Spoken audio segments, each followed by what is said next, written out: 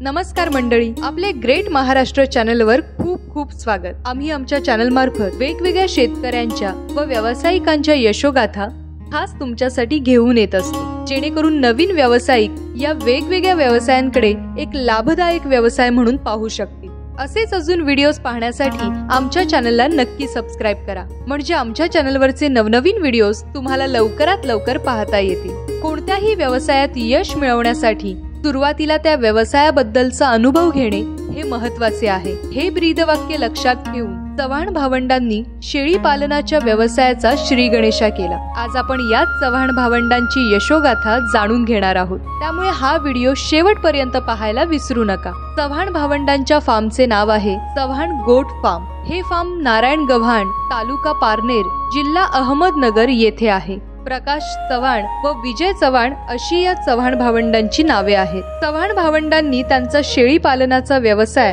हा 2015 या सालामध्ये सुरू केला। चव्हाण भावंडांनी त्यांचा व्यवसाय हा 20 शेळ्यांपासून सुरू केला। आता त्यांच्या फार्म मध्ये एकूण 150 शेळ्या आहेत। त्यांच्या फार्म मध्ये उस्मानाबादी, बीटल या जातीच्या शेळ्या आहेत। चव्हाण भावंडांपैकी एक जण पंजाब येथे स्वतः जाऊन बीटल जातीच्या शेळ्यांची निवड करतात। तिथे या शेळ्या निवडून झाल्यावर त्या शेळ्यांना 15 ते 20 दिवस तिथेच ठेवण्यात येते। त्यानंतर त्या शेळ्या त्यांच्या फार्म मध्ये आणण्यात येतात। मग त्या शेळ्यांची महिनाभर योग्य प्रकारे काळजी घ्यायला लागते। शेळ्या पंजाब मधून येथे आल्यावर त्यांचे वॅक्सिन, आजारपण, इकडच्या तापमानाशी जुळवून घेणे या सगळ्या गोष्टींची योग्य ती काळजी घ्यायला लागते। त्या शेळ्यांना घरचा चारा देण्यात येतो। त्या चाऱ्यामध्ये गिन्नी गवत, घरची वैरण, घास, सुख्या चाऱ्यामध्ये हरभरा भुसा, तूर भुसा, मूर घास देण्यात येते। चाऱ्यामधील प्रत्येक चारा हा शेळ्यांना प्रमाणातच द्यायला लागतो। प्रमाणात न दिल्यास त्याचा शेळ्यांना त्रास होण्याची शक्यता असते। त्यांच्या फार्म मधील शेळ्यांना दिवसातून एकदा त्यांच्या शेताच्या जवळपास अंगणात मोकळे सोडण्यात येते। तिथे त्या झाडपाला, गवत या सगळ्या गोष्टी देखील खातात। यामुळे शेळीचे आरोग्य हे तंदुरुस्त राहण्यास मदत होते। त्यांचे पूर्ण कुटुंब मिळून हा व्यवसाय करतात। त्यांच्या घरातील सदस्य हे सकाळी 5 ला उठतात। त्यानंतर गोठ्याची साफसफाई करण्यात येते। त्यानंतर सर्व शेळीच्या पिल्लांना टॅग लावलेले असतात। त्या टॅग प्रमाणे प्रत्येक शेळीच्या पिल्लाला त्यांच्या मादी शेळीकडून पाजण्यात येते। त्यानंतर त्यांना पाणी व चारा देण्यात येतो। त्यांच्या फार्म मध्ये एकूण 3 कामगार आहेत। सध्या त्यांच्या फार्म मध्ये 150 शेळ्या आहेत। शेळ्यांच्या ब्रीडसाठी बोकड फार्म देखील आहे। महाराष्ट्रातील बऱ्याच भागांमध्ये शेळ्यांची विक्री करण्यात येते। यामध्ये बीटल, उस्मानाबादी, काटेवाडी, तोतापुरी, जमनापरी व इतर ब्रीड सुद्धा ते आपल्या फार्मवर विक्रीसाठी उपलब्ध करून देतात। हा व्यवसाय संपूर्ण कुटुंब एकजूट होऊन करते। या व्यवसायातून चव्हाण कुटुंबियांना सरासरी 20 ते 22 लाखांचे उत्पन्न मिळते। चव्हाण भावंडांच्या म्हणण्यानुसार हा व्यवसाय स्वावलंबतेने करणे गरजेचे आहे। कामगारांवर पूर्णपणे अवलंबून राहून हा व्यवसाय केल्यास तो परवडण्यासारखा नाही आहे। त्यामुळे ह्या व्यवसायात स्वतः लक्ष घालणे महत्त्वाचे आहे, तरच हा शेळी पालनाचा व्यवसाय व्यावसायिकाला करण्यास परवडू शकतो। याचे महत्त्वाचे कारण म्हणजे शेळींच्या आरोग्याची खूप काळजी व ती देखील वेळच्या वेळी करणे गरजेचे आहे। तसे न केल्यास त्या शेळ्यांना झालेल्या कोणत्याही रोगाची लागण ही इतर शेळ्यांना लगेचच होण्याची दाट शक्यता असते। शेळींच्या आरोग्यावर काटेकोरपणे नजर ठेवणे महत्त्वाचे आहे। ही देखरेख कामगारांकडून तेवढ्या जबाबदारीने केली जात नाही। त्यामुळे कामगारांवर अवलंबून राहून हा व्यवसाय केल्यास त्यामध्ये तोटा होण्याची अधिक शक्यता असते। शेळी पालन ह्या व्यवसायातून चांगले उत्पन्न नक्कीच मिळू शकते, पण हा व्यवसाय व्यक्तिगत करणे हे अत्यंत महत्त्वाचे आहे। नवीन शेतकऱ्यांनी त्यांचा स्वतःचा अनुभव घेऊन हा व्यवसाय करणे गरजेचे आहे। तर आपण आता मुलाखत पाहू। शेतकरी बंधूंनो नमस्कार, तुम्ही पाहतात ग्रेट महाराष्ट्र चॅनल। तर मंडळी, आज आपण आहे पारनेर तालुक्यात। आपल्यासोबत शेळी पालक आहेत, जे शेतकरी आहेत, जे स्वतः शेळी पालन करतात। त्यांच्या 150 शेळ्या आहेत। आपण त्यांची यशोगाथा, त्यांचा जीवन प्रवास जाणून घेऊया आणि यांच्याकडे शेळ्या पण विक्रीसाठी उपलब्ध असतात। तर आपण त्यांची मुलाखत घेऊया। शेळी पालनासाठी त्यांचं मार्गदर्शन आपल्याला कसं लाभते ते आपण त्यांच्याकडून जाणून घेऊया। तर व्हिडिओ पूर्णपणे पहा, म्हणजे तुम्हाला लक्षात येईल की शेळी पालन जर तुम्हाला करायचं असेल तर तुम्हाला हा व्हिडिओ पूर्णपणे पहा। नमस्कार सर। नमस्कार। तुमचं नाव, पत्ता, एकदा फार्मचं नाव सांगा। आपलं चव्हाण गोट फार्म, नारायण गव्हाण, तालुका पारनेर, जिल्हा अहमदनगर। सध्या आपल्या फार्मवर किती क्वांटिटी आहे शेळ्यांची? सध्या माझ्या फार्मवरती 130 ते 40 माद्या म्हणजे 130 ते 40 क्वांटिटी अवेलेबल आहे माझ्या फार्मवरती. बरं, आता तुम्ही दोघं भाऊ आहेत का? हां, हे माझे भाऊ आहेत सख्खे. बरं, तुमचं नाव काय? विजय बाळासाहेब चव्हाण. बरं, तुम्ही दोघं भाऊ. आम्ही दोघं भाऊ मिळून हा व्यवसाय चालवतो. कधीपासून ह्या व्यवसायाकडे आला तुम्ही? आम्ही साधारण 2015 पासून हा व्यवसाय चालवला आहे. म्हणजे एक साधारण 20 शेळ्यापासून चालू केलं आहे, तर आता आमचा हा जो प्रवास आहे तो 150 शेळ्यांवरती येऊन पोहोचला आहे. बरं, 20 शेळ्यापासून तुम्ही सुरुवात केली होती? 20 शेळ्यापासून सुरुवात केली होती. सुरुवातीला ज्यावेळेस तुम्ही शेळी पालनाकडे आला त्यावेळेस काय अडचणी आल्या होत्या आणि कसं काय ह्या व्यवसायाकडे आला तुम्ही? आम्ही साधारण शेळी पालन हा व्यवसाय चालू केला. जेव्हा चालू केला त्यानंतर आम्हाला थोडं रोगांचा सामना करावा लागला. त्याच्यानंतर जे वातावरणानुसार काही पाऊस आला एवढं माहिती नव्हती. त्यानुसार जो प्रॅक्टिकल अनुभव घेतला आम्ही, त्यातून आम्ही हा व्यवसाय एकदम चांगल्या पद्धतीने ट्रॅकवर आणून सोडला आहे आत्ता. मग त्याचा प्रॉफिटचा विचार, त्यात काम करण्याची पद्धत, ह्या सगळ्या गोष्टी आम्ही त्याच्यात अवलंब केला. आज आमचं सर्व कुटुंब त्यात एकदम मनोभावे काम करतं, त्यामुळे आम्हाला त्यापासून जे मिळणारं प्रॉफिट आहे हे एकदम आनंददायी आहे. ह्या शेळी पालनामध्ये तुम्ही कोणती जात निवडलेली आहे? ह्या ज्या शेळ्या आहेत यामध्ये आम्ही उस्मानाबादी ज्या शेळ्या आहेत त्यावरती जास्त फोकस केलेला आहे. बरं. त्यानंतर आम्ही बिटल ज्या आणतो त्या पंजाबवरून मी स्वतः जाऊन सिलेक्ट करतो माल.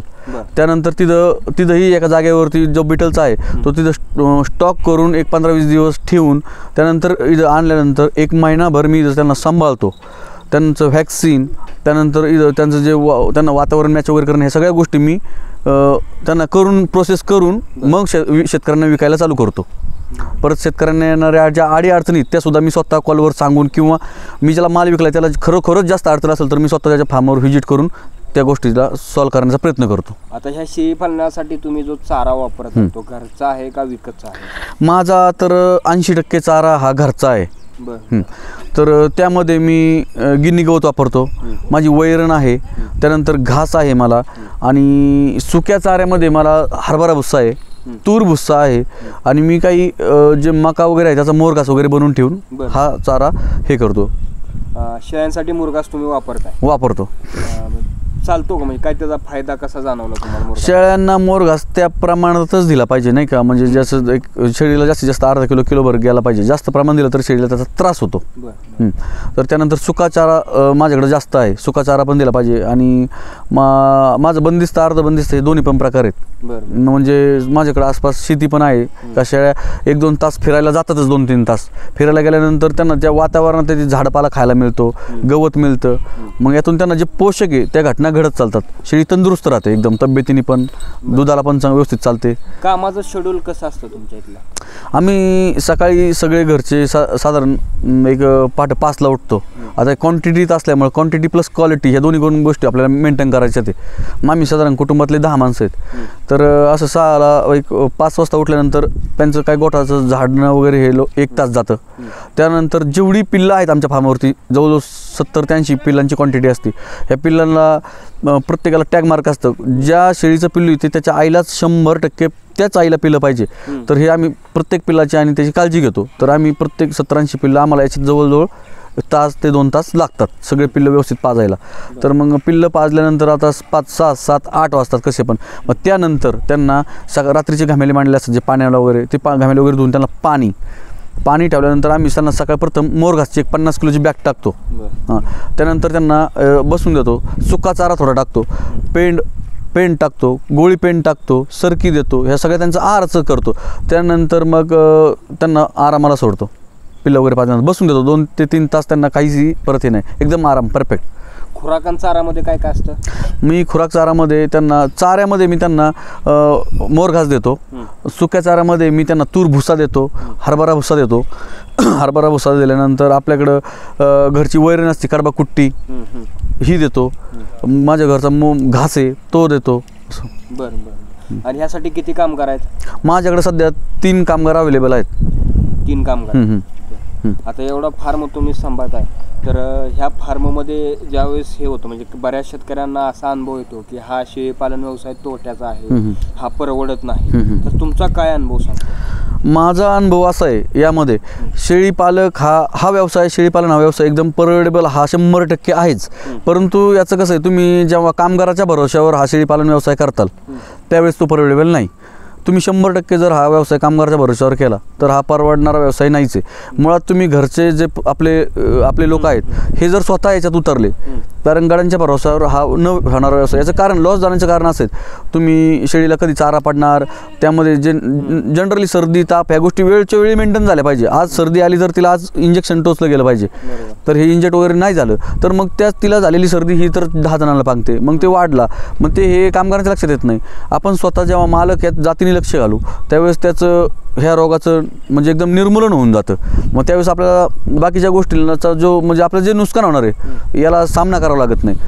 तर तुम्ही पंजाबवरून ह्या शेळ्या आणता, तर त्याचं कसं असतं म्हणजे कामकाज कसं चालतं? मी ज्या पंजाबवरून शेळ्या आणतो यांना आणल्यानंतर माझ्याकडं मी साईटला ठेवतो त्या सगळ्या. 1 महिनाभर म्हणजे 25 दिवस मी त्या शेळ्या पूर्णपणे माझ्या साईटला असतात. त्यांचा चारा वेगळा असतो, त्यांचं खाद्य वेगळं, सगळं त्यांना सेटअप करून आपल्या वातावरणात एकदम सेट करून थोडक्यात त्यांना आल्यानंतर गुळ पाणी, त्यांच्या गुळामधून त्यांना कॅल्शियम भेटतं, त्यांचं लिव्हर टॉनिक म्हणा, त्यांचं निर्जंतुकीकरण, डिवर्मिंग, ह्या सगळ्या गोष्टी मी करतो. त्यानंतर त्यांना 1 महिनाभर चान्स देऊन त्या विक्रीला मी चालू करतो. म्हणजे ज्या आपल्या आसपासचे शेतकरी आहेत त्यांना ते द्यायला चालू करतो. बऱ्याच शेतकऱ्यांना हा अनुभव असतो की त्यांना असं मत असतं, बऱ्याच शेतकऱ्यांचं हे मत आहे की शेळ्या गाभण जात नाहीत उस्मानाबादी, तर तुमचं काय मत आहे? माझ्या म्हणण्याप्रमाणे मी आता एवढी 150 क्वांटिटी आज माझ्या फार्मावरती अवेलेबल आहे. जर असं काही असतं तर मी ठेवल्या नसत्या. पहिला विषय हा. जर शेळीला उस्मानाबादी ही शेळी सगळ्यात ग्रेट शेळी आहे, तर याला जर तुम्ही बिटलचं वगैरे क्रॉस केलं तर याचं उत्पन्नाच्या दृष्टीने बिटलचं कसं बॉडी स्ट्रक्चर वगैरे स्ट्रॉंग असतं, शेळीची लांबी रुंदी एकदम बॉडी स्ट्रक्चर एकदम स्ट्रॉंग. तर तुम्ही उस्मानाबादीला शेळीला जर बिटल यूज केला तर त्यानंतर तुम्हाला जो त्याच्यापासून होणारे पिल्लं आहेत ते एकदम स्ट्रॉंग, वेट गेन त्यांचं छान असतं एकदम. तर ते विक्रीला एकदम 3 महिन्यात आपल्याला साधारण कसं पण 20 किलो पिल्लं जातं 3 ते 4 महिन्यामध्ये. तर आपल्याला विक्रीला साधारण ते 350 रुपये किलो प्रमाणे विकलं तरी 7-8 हजार रुपये त्याचे कसे पण बनतात. तर आपल्याला तो परवडेबल व्यवसाय आहेच उस्मानाबादी. 2 ते दुड्यांचं आणि तिळ्यांचं प्रमाण त्याच्यात परफेक्ट शुअर असतं एकदम. शेळ्या आजारी पडतात का, आणि पडलं तर तुम्ही त्याला काय उपाय करता? हां, शेळ्यांना वातावरणानुसार शेळ्या आजारी पडतात. त्यांना सर्दी येणं, ठसका येणं ह्या गोष्टी असतातच. परंतु त्यावेळेत तुम्ही जर ते 100 किंवा 200 रुपयाचं त्याचा ट्रीटमेंट असते. साधारण आजारी पडली तर त्यांना एन्डोरेक्टेन असतं, मेलनेक्स प्लस आहे. ह्या गोष्टी तुम्ही 3-3 ml आज जरी शेळीला दिलं, साधारण 30-40 किलोची शेळी असते उस्मानाबादी, 30-40-50 किलो, 3-3 ml टोचलं शेळी दुसऱ्या दिवशी क्लिअर होती. ह्या सगळ्या ट्रीटमेंट तुम्ही व्यवस्थित योग्य वेळी केल्या, तुमच्या लक्षात आलं पाहिजे का बाबा आज ही शेळी आजारी पडली, आपल्या नजरेत बसलं पाहिजे. ती शेळीला त्या दिवशी आपण जर इंजेक्ट केलं तर ती दुसऱ्या दिवशी शेळी क्लिअरच झाली पाहिजे. घरगुती उपाय पण आपण केले पाहिजे. हां, घरगुती उपाय आपण 100% केलेच पाहिजे. प्रत्येक गोष्टीला जर तुम्ही डॉक्टर बोलत बसले तर गोट फार्ममध्ये लॉस जाण्याचं कारण महत्त्वाचा मुद्दा आहे. जर तुम्हाला स्वतःला ट्रीटमेंट येत नसेल तर तुम्ही लॉस जाणार, कारण डॉक्टर येणार प्रत्येक वेळी 1000, 1500, 2000, 100, 500 घेऊन जाणार. त्यावेळेस रोजचं मग तुमचं इन्कमिंग असतं त्या पटीत एवढं होत नाही. मग त्यावेळेस तुम्ही हे स्वतः ह्या गोष्टी शिकायला हव्यात, किंवा योग्य ते डॉक्टर त्यांचं मार्गदर्शन योग्य वेळी घेणं, मग एखादे चांगले जे डॉक्टर आहेत त्यांचा सल्ला घेणं, त्यानुसार ट्रीटमेंट करणं, ह्या गोष्टी वेळच्या वेळी आपण केल्या पाहिजेत. एक शेळी साधारणपणे आपल्याला म्हणजे वर्षात 1.5 वर्षात किती उत्पन्न देऊ शकतो? आपल्याला 1-1.5 वर्षामध्ये, 1.5 वर्षामध्ये साधारण शेळीचं एका शेळीपासून 24 ते 25 हजार रुपये मिळतात. हां, 24 ते 25. हां. त्यामधून काही म्हणजे हा निव्वळ नफा आहे का उत्पन्न? हां, एक आपण त्याला 20,000 रुपये पकडून चालायचा निव्वळ नफा. बरोबर. हां. कसंही शेळीला 4 करडे होतात, म्हणजे एका वेळेला शेळीला 2 करडे होतात. कमीत कमी 18 ते 20 हजार रुपये हा आपला देऊ शकतो. 18 ते 20 हजार रुपये शेळी शुअर आपल्याला देऊ शकते. परफेक्ट. आणि 120 शेळ्यांचं जर आपण उत्पन्न धरलं तर 20 ते 22 लाख होऊ शकतं का? हां, 120 शेळ्यांचं 120 ते 30 शेळ्यांचं उत्पन्न 21 ते 22 लाख रुपये निव्वळ नफा होतो. निव्वळ नफा होतो. तो वैयक्तिक मी ठेवतो मला. हां, निव्वळ नफा होतो. आता तुमच्याकडे शेळ्या पण विकत शेतकऱ्यांना म्हणजे तुम्ही कोण येत असेल त्यांना देता, तर त्याचं काय खासियत आहे, तुमच्या फार्मचं काय वैशिष्ट्य? आता बघा, शेळ्या माझ्याकडे लोक येतात तर शेळ्या माझ्या फार्मवरती येऊन स्वतः पाहतात का बाबा हे व्यवसाय करतात नेमका खरेदी विक्रीचा, की त्यांचं संगोपन आहे. आणि संगोपन जर असेल तर मग त्याचा एक असा अर्थ पाहिजे का तुमचं जर शेळ्यांचं इथं स्वतःचं प्रॉपर सेटअप असेल तर त्या फार्मवरती पिल्लं खेळती हवीत. हां, म्हणजे त्या फार्मवरती पिल्लं पाहिजेत. मग समोरच्या आलेल्या शेतकऱ्याला कळतं बाबा नाही ह्या फार्मवरती शोर यांची पिल्लं आहेत. हां, ही शेळी याची हे 2 पिल्लं आहेत. मग शेतकऱ्याला वाटतं बाबा नाही हा सेटअप हा इथलाच आहे. मग आपण काय करतो, आपल्याकडे ज्या 100 शेळ्या यांच्या पाठी वाढवणे, यांची पिल्लं घेणे, त्या मोठ्या करणे, मग ह्या याचं विस्तार करणे. बरोबर. हां, त्यामुळे शेतकऱ्याला कळतं नाही ह्याच वातावरणातले आहेत, त्यामुळे शेतकरी आनंदाने इथून शेळी घेऊन जातो आणि आपण प्रॉब्लेम आल्यानंतर त्यांना प्रत्येक गोष्टीला साथ देतो, फॉलोअप घेतो त्यांचा. तुम्हाला अडचणी काय आल्या त्यांना मार्गदर्शन करतो. ह्या सगळ्या गोष्टी आपण स्वतः आजमावतो. बरोबर. जे नवीन तरुण असतील, कुणाला शेळी पालन करायचं असेल तर तुम्ही तुमच्याकडे त्यांनी नक्की संपर्क साधला पाहिजे. हां, आता जे नवीन शेळी पालक आहेत त्यांनी बाबा माझं म्हणणं असं आहे, बाबा भटकंती करण्यापेक्षा काही जर कामच मिळत नसेल तुम्हाला इकडं तिकडं तर हा व्यवसाय अतिशय ग्रेट आहे. त्यांनी 10-5 शेळ्यापासून सुरुवात करावी. तर तुमचे जे काही 1000, 10,000, 2,000, 5,000 जे काही मिळतील ते ह्या व्यवसायातून मिळतील. आणि शेळी हा प्राणी असा आहे तर 100% म्हणजे बाबा उत्पन्न देणारच आहे. त्याचा संग तुम्ही ज्याला तो प्राणी, त्या प्राण्याशी आपली एक मैत्री आहे ना, त्याने आपण तो व्यवसाय जर चालवला व्यवस्थित, त्याला व्यवस्थित खाणं देणे. आता तुम्ही त्या शेळीला खाणं पाणी त्याचं संगोपन कसं करता त्यावर पण काही गोष्टी अवलंबून आहेत. त्याला त्या शेळीचं पोटाला जेवढं तुम्ही द्याल तेवढी तंदुरुस्त पिल्लं होतील, ती शेळी तेवढी तंदुरुस्त राहणार. मग ते नवीन वर्गाने ह्या सगळ्या गोष्टी ॲक्च्युली अभ्यास करून केल्या पाहिजेत. हां, कोणत्याही गोष्टीत लगेच प्रॉफिट होत नाही. 1-2 वर्ष त्याचा अभ्यास करणं महत्त्वाचं आहे. त्यानंतर त्यातून आपल्याला जे काय होईल ते 1-2 वर्ष त्याला गुंतवणूक आहे, मग त्यानंतर त्याचं प्रॉफिट चालू होतं. प्रत्येक आता समजा आपण असं आहे, आज आंब्याचं झाड लावलं, त्याचं उत्पन्न लगेच मिळत नाही, त्याला 4-5 वर्ष जर थांबावंच लागतं. वेळ दिल्यानंतर फायदा आहे. या क्षेत्रात असं आहे, वेळ दिल्यानंतर 100% फायदा आहे. म्हणजे जिद्द, चिकाटी आणि सगळ्यात महत्त्वाचा संयम पाहिजे. हां, जिद्द, चिकाटी, संयम असला तरी संयम हा खूप महत्त्वाचा आहे. हो हो हो. तर मला सगळ्यात महत्त्वाचा तुम्हाला हा प्रश्न विचारायचा, जे शेतकरी आहेत त्यांना शेळी खरेदी करायची असेल त्यावेळेस काय काळजी घेतली पाहिजे आणि काय बघितलं पाहिजे? तर शेतकऱ्यांनी शेळी खरेदी करताना साधारण त्या शेळीचं वय, शेळी 2 दात हवी, 4 दात, 6 दात, शेळीचं वय, शेळीचं बॉडी स्ट्रक्चर, शेळी तब्येतीने कशी आहे, शेळी एकदम शेळीचे जो पाट आहे त्यात असा लप नको, खाली नको, मग शेळी बॉडी स्ट्रक्चर एकदम योग्य असलं पाहिजे, शेळी लांब सडक असली पाहिजे. मग शेळीमध्ये आपण साधारण 8 दाताच्या पुढे गेली तर तिचं वय झालेलं आहे शेतकऱ्यांच्या लक्षात आलं पाहिजे. शेळी साधारण 9-8, 2 दातावर, 4 दातावर, 6 दातावर शेळी खरेदी केली पाहिजे शेतकऱ्यांनी. बरं. आणि शेळी खरेदी करताना काय फसवणूक होऊ शकते? आता गोठ्यावर आणि बाजारात यामध्ये थोडं अंतर असे. ज्यावेळेस बाजारात शेळी विकली जाते त्यावेळेस 90% फसवा माल हा आलेला असतो. याचं कारण असं, ज्यावेळेस तुम्ही गोठ्यावर घेता, कोणताही शेतकरी असो, तर त्यावेळेस तो त्याच्या गोठ्यावर ठेवायच्या उद्देशाने शेळी खरेदी करतो. त्यामुळे त्या शेळीचं उत्पन्न हे तुम्हाला फार्मवर गेल्यानंतर प्रॉपर माहिती मिळते. बाबा ही शेळी काय क्वालिटीची, हिची जात काय आणि हिची कुवत काय, हिची पिल्लं खाली काय आहेत, मग शेळी कशी असेल, शेळी दूध किती देते हे फार्मवर तुम्हाला पाहायला मिळू शकते. ह्या सगळ्या गोष्टी बाजारात तुम्हाला पाहायला मिळणार नाही. मग बाजारात तुमची बाबा एक 70% देवावर भरोसा आणि काय तुमची नजर काय असेल ती. बाजारात घेण्यापेक्षा फार्मवर आपण माल घ्यावा. तर का घ्यावा, तर हा प्रॉब्लेम, तुम्हाला त्या शेळीची श्युरिटी मिळते का हा माल ह्या क्वालिटीचा आहे. म्हणून शेळ्या शक्यतो फार्मवरती खरेदी कराव्यात. आता तुमच्याकडे ज्या शेळ्या विक्रीला आहेत त्या कोणत्या जातीच्या विक्रीला असतात? माझ्याकडं बिटल आहेत, उस्मानाबादी आहेत, काठेवाडी आहेत, तुम्हाला सांगतो सुरती आहेत. ह्या 5 ते 6 जातीच्या शेळ्या माझ्याकडे अवेलेबल आहेत. म्हणजे विक्रीसाठी अवेलेबल असतात कंटिन्यू. तुम्ही आता महाराष्ट्रात कुठं विक्री केली? माझी महाराष्ट्रभर, जो कर्नाटकला सुद्धा माझा माल गेलेला आहे. आता मी मध्ये 80 नग पाठवले जालन्याला, 2च दिवस झाले. पण महाराष्ट्रभर माझी भरपूर क्वांटिटी विक्री झालेली आहे.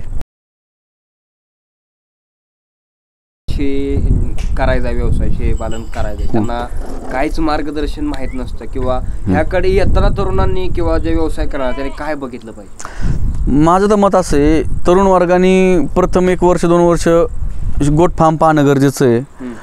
एखाद्या तिथं जाऊन तो अनुभव घेणं गरजेचं आहे. तुम्ही जर इतरांचं आणि यूट्यूब आणि सोशल मीडिया पाहून हा व्यवसाय जर नुसता चालवत असेल तर तो योग्य नाही. तुम्ही प्रत्यक्षात त्या क्षेत्रात जाऊन त्या शेळीचा अनुभव घेतला पाहिजे. बाबा येणारे प्रॉब्लेम काय आहेत आणि त्या समस्यावर मात कसं केलं पाहिजे, ह्या सगळ्या गोष्टी ह्या तरुण वर्गाने अभ्यासल्या गेल्या पाहिजे. त्यानंतर शेळी पालन करणं योग्य राहील. आता तुम्ही बिटल शेळ्या ज्या पंजाबमध्ये जाता तर तिथं कसं सिलेक्ट करता, म्हणजे नेमकं काय प्रोसेस असते? हे बघा, आता मी पंजाबमध्ये गेल्यानंतर तिथं मी फार्मचाच माल उचलतो. याचं कारण असं, जर हिंडणाऱ्या फिरणाऱ्या शेळ्या असतील तर आपल्या घरी पण 10 शेळ्या असतील तर त्याच्यात 5च चांगल्या असतात आणि 5 थोड्या हे असतात. म्हणजे मग आपल्याला सिलेक्टेडच माल लागतो. इथं येऊन शेतकरी हा पैसे मोजतो, त्यामुळे तो सिलेक्टेड माल घेतो. त्यामुळे आपल्याला तिथं एक शेळी निवडून घ्यावी लागते. तिचं बॉडी स्ट्रक्चर चांगलं लागतं, ती खाली कासाला चांगली लागते, ती दुधाला चांगली लागते, तिचे खाली 2 पिल्लं असतील तरी चालेल, किंवा तिचं जे बॉडी स्ट्रक्चर वगैरे स्ट्रॉंग हवं, अशी शेळी शेळी तिथं सिलेक्ट करून आम्ही एका जागेवर थांबवतो शेळ्या. जोपर्यंत आम्ही 70 ते 80 क्वांटिटी होत नाही तोपर्यंत शेळ्या तिथून गाडी भरत नाही. मग तिथं एक PPR म्हणा, ET चालू असेल तर ET सातच चालू असेल तर ETचं वॅक्सिन करतो, PPR खुरकत चालू असेल तर FMD करतो. मग तिथं थांबवल्यानंतर 10-15 व्हॅक्सिन करून 1-15 दिवस शेळ्या थांबवतो, कारण शेळ्या थोडा ट्रेसमध्ये जातात. त्यानंतर आपण शेळ्या इथं आणतो, ते पण थांबवत आणतो, 3 ते 4 दिवसात आणतो शेळ्या, एकदम स्लोली प्रोसेसने. इथं आणल्यानंतर आपण त्यांना गुळ पाणी, लिव्हर टॉनिक, जंतनाशक, डिवर्मिंग ह्या सगळ्या गोष्टी 1 महिन्याभरात हँडल करतो आणि त्यानंतर शेतकऱ्यांना विक्री करतो आपण प्रॉपर सेट झाल्यानंतर. बरोबर. डिवर्मिंग म्हणजे नेमकं काय करायचं असतं? आता एक असं आहे, शेळीला म्हणजे शेळीच्या पोटामध्ये जंत असतात, एक म्हणजे थोडक्यात आतमध्ये पण जंत पोटामध्ये, त्यासाठी आपण त्यांना फास्मिन, अल्बोमार ह्या सगळ्या जंतनाशक असतात. आपण ते शेळीचं वजन कसं त्यानुसार 10 ml 8 ml चा डोस असतो, ते पोटामध्ये गेलं पाहिजे. मग त्या जे पोटामध्ये जंत आहेत ते त्यांच्या पोटामध्ये गेल्यानंतर ते जंत मरतात. जंतनाशक औषधं शेळीनं दिल्या जातात. हां शेळींना तुम्ही जर जंतनाशक आणि हे PPR, ET, FMD, TT ह्या जर गोष्टी वर्षभरात मेंटेन केल्या तर तुमचे 80% आजार ह्या यातूनच निर्मूलन होऊन जातात. हां, साथीचे आजार तुमचे सगळे थांबतात. तुम्ही जर व्हॅक्सिन, हे शेळी व्यवसायामध्ये व्हॅक्सिन हे अतिशय महत्त्वाची गोष्ट आहे, ती वेळेतच झाली पाहिजे. व्हॅक्सिन म्हणा, डिवर्मिंग म्हणजे जंतनाशक आपण वरचे पिसवा असतात, गोचिड असतात, त्याला हायटेक वापरतो आपण वरती. तर हायटेक हे पण 3 महिन्याला आपण हायटेक वापरतो, त्यानंतर पिसवांचा नाश होतो, गोचिडांचा नाश होतो, शेळीची बॉडी सुधारते, शेळीला कुठं अंगावर केस वगैरे जात असेल तर ह्या गोष्टी थांबून जातात. त्यासाठी आपण हायटेक वापरतो. आता तुमच्याकडे कोणाला शेळी खरेदी करायची असेल तर काय प्रोसेस आहे त्याची? आता पहा, आम्ही शेळी जो समोरचा व्यक्ती येईल शेळी खरेदी करण्यासाठी, आम्ही असं म्हणत नाही का ही शेळी आमची आहे, ही शेळी आम्हाला ठेवायची, कारण समोरचा हा आनंदाने येत असतो, त्याला त्याचा व्यवसाय वाढवायचा असतो, त्याला जी आवडती, जी शेळी आवडती, मग जी आमची काही किंमत असेल त्याला ती मोजायला लावतो, तो मोजायला तयार असेल तर त्याला आमच्या 150 शेळ्यांमधून जी शेळी आवडेल ती आम्ही त्याला देतो. बुकिंग प्रोसेस वगैरे असते? आम्ही कोणाचाही 1 रुपया ॲडव्हान्स घेत नाही. आम्ही बिटलचा अख्खा म्हणजे 20 लाखाचा जरी माल आणला तरी आम्ही 1 रुपया कोणाचा ॲडव्हान्स आजपर्यंत घेतला नाही. तर आम्ही आम्ही स्वतःच्या हिमतीवर माल मागवतो, 100 असू 150 असू. आजही फार्मवरती कोणाचा 1ही रुपया आपल्याकडे ॲडव्हान्स नाही. आपण फार्मवरती यायचं, शेळी वाजनावर टाकायची, जी भरल त्याचे पैसे मोजायचे आणि शेळी घेऊन जायची. बरोबर. आता तुम्ही दोघं भावंड एकत्र हा व्यवसाय करताय, आम्हाला पाहून खूप म्हणजे भारी वाटलं, कारण 2 भाऊ एकत्र असेल तर काय होऊ शकतं, एक साम्राज्य आपलं आपण स्वतः एकत्र करू शकतो. तर हे तुमच्याकडे आम्हाला उदाहरण भेटलं. तर तुम्ही काय करता या फार्ममध्ये, तुमच्याकडे काय नियोजन असतं? आमच्याकडे सगळं संध्याकाळचं जोर पाणी टाकणं, दिवसभर चारून आणणं, 2 गडी असतात सगळं. तुम्ही मॅनेजमेंट सगळं बघता? सर्व मॅनेजमेंट. आणि हे तुम्ही विक्री वगैरे ते सगळं? मी खरेदी विक्री मी पाहतो. बंधूचं काय मागची जी मॅनेजमेंट आहे, बाबा कस्टमर आले वगैरे सगळं हा हँडल करतो. मागचं कस्टमर कोणी, त्याला कसं कन्व्हिन्स करणं, बाबा या मालापासून काय प्रॉफिट आहे, हाच का सांभाळायचा, ह्या सगळ्या गोष्टी हा हँडल करतो. आता ह्या क्षेत्रामध्ये घरच्यांची साथ असणं खूप महत्त्वाचं आहे, तर ती आपल्याला एकदम परफेक्ट आहे. हां, घरच्यांची साथ म्हणजे माझे 10 माणसं आहेत, एकदम 24 तास या क्षेत्रामध्ये भावाचं पण एकदम टॉप साथ आहे. त्यामुळं भाऊ हा सगळा मागचा व्यवसाय, आता जर माग कोणी पाहणारच घरचं नसेल तर हा व्यवसाय चालू शकत नाही. तर भाऊ हा आपला एकदम मागचं सगळं पाठराखण, सगळं काम तो करतो. हे यशस्वी होण्याचं कारण तुमचं कुटुंब एकत्र आहे. यशस्वी या शेळी पालनामध्ये यशस्वी होण्याचं महत्त्वाचा विषय, तुमचं कुटुंब आज एकत्रित आहे. कुटुंब सगळं जे तुमचं जे बजेट आहे हे सगळं एकाने गाडा उडू शकत नाही. हे भाऊ म्हणजे एक गाड्याचे 2 चाक आहेत, हे एक तुटलं तरी गाडा चालू शकत नाही. हां, तर त्यामध्ये महत्त्वाचा विषय असा, आम्ही दोघं 2 चाक आहेत थोडक्यात कुटुंबाची, तर आम्ही ते एकदम ओढत राहतो. तुम्ही शेतकऱ्यांना आता शेवटचा काय सल्ला द्याल ह्या व्यवसायाविषयीचा? आता आपण शेतकऱ्यांना असा सल्ला देऊ शकतो यातून, शेळी पालन हा व्यवसाय अतिशय प्रॉफिटचा आहे, परंतु शेळी पालन हा व्यवसाय शेतकऱ्यांनी वैयक्तिक स्वतः उतरणं गरजेचं आहे. शेतकऱ्यांनी स्वतः पाहणं गरजेचं आहे, जाऊन फार्म कशा पद्धतीचा असतो, काय संगोपन केलं पाहिजे, शेळ्यांना निवारा कसा हवा, त्यानंतर त्यांची पिल्लांना निवारा कसा हवा, हे शेतकऱ्यांनी स्वतः जाऊन अनुभवलं पाहिजे. त्यानंतर शेळी पालनामध्ये डायरेक्टली कोणाकडे पैसे आहेत म्हणून याच्यात उतरायचा व्यवसाय हा नाहीये. तर शेळी पालनामध्ये तुम्हाला सांगतो, कसं बी 100 शेळ्या केल्या तर 1,00,000-1.5 लाख रुपये महिना कसाही शिल्लक राहतो. तर हा एक इंजिनियरपेक्षाही जास्त याच्यात पैसे शिल्लक राहतात, परंतु शेतकऱ्याने स्वतः अनुभव करणं गरजेचं आहे, प्रॅक्टिकल स्वतः. आता शेळीचं कसं आहे, तुम्ही याच्यात तुमचा एक कसा पण 100 शेळ्या असेल तर त्याचे जे 200 पिल्लं 6-7 महिन्याला तुमची तयार होतात. तर तुम्हाला कसं पण 6-7 हजार रुपयाला एक पिल्लू विकतं. तुम्ही साधारण एक उस्मानाबादीचा बोकड कसा बी बिटलपासून क्रॉस केला बाजारात ओढत घेऊन गेले तर त्याचे 7 ते 8 हजार रुपये कसे पण येतात. कोणत्याही मार्केटला विका. म्हणून आपल्याला उस्मानाबादी शेळी ही आपल्या वातावरणानुसार सूट होणारी आहे. म्हणजे दुसऱ्या देशातली जात नाही आहे, ही आपल्या देशातली जाते. यांना चारा सूट होतो आपल्या वातावरणात ह्या शेळ्या मॅच होतात. त्यामुळं आपल्याला यांचं संगोपन करायला जास्त काही जड जात नाही. योग्य संगोपन केलं तर हा व्यवसाय यशस्वी आहे. हा व्यवसाय असा आहे तर तुम्ही जर याचं योग्य संगोपन केलं तर हा व्यवसाय अतिशय तुम्हाला यशाच्या शिखरापर्यंत पोहोचवू शकतो. म्हणून हा व्यवसाय मला अतिशय आवडतो. मी स्वतः यात उतरलेलो आहे. मी पण एक शेतकरीच आहे. मी यात उतरून मी स्वतः एकदम पॉवरफुल करण्याचं माझं म्हणजे आज 150 आहेत, माझं कसं 500 होईल हे टार्गेट माझं आहे. तर जुनी म्हण अशी आहे की उंटावरून शेळ्या राखतात. म्हणजे आपल्याला स्वतः या फील्डमध्ये उतरावं लागतं तरच हा व्यवसाय यशस्वी होऊ शकतो. तुमचं अगदी म्हणणं बरोबर आहे. ह्या शेळ्या उंटावरून शेळ्या ओलता येत नाही किंवा राखता येत नाही असा विषय.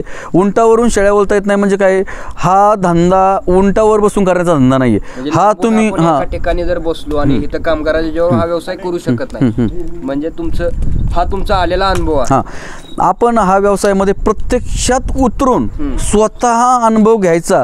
आता आम्हाला 5-6 वर्ष झाले. आम्ही स्वतः काय करतो, ह्या आम्हाला येणाऱ्या अडचणी आहेत, आम्ही या सगळ्या समस्यांना तोंड दिले. आमचा आज अनुभव मोठा झालाय. बरोबर. आमच्या फार्मवरती एकही रुपया आमच्या डॉक्टरला जात आहे. मी स्वतः सगळ्या शेळ्या इंजेक्ट करतो. डिवर्मिंग मी स्वतः करतो. त्यामुळे माझा जो इतर खर्च आहे तो वाचतो. दुसरा विषय, माझी शेती 20-25 एकर शेती, त्यामधून माझा चारा निघतो. माझा चाऱ्यावरचा जो खर्च आहे तो बऱ्यापैकी 70 ते 80% चारा माझा घरचा आहे. तो चाराही माझा कव्हर होतो.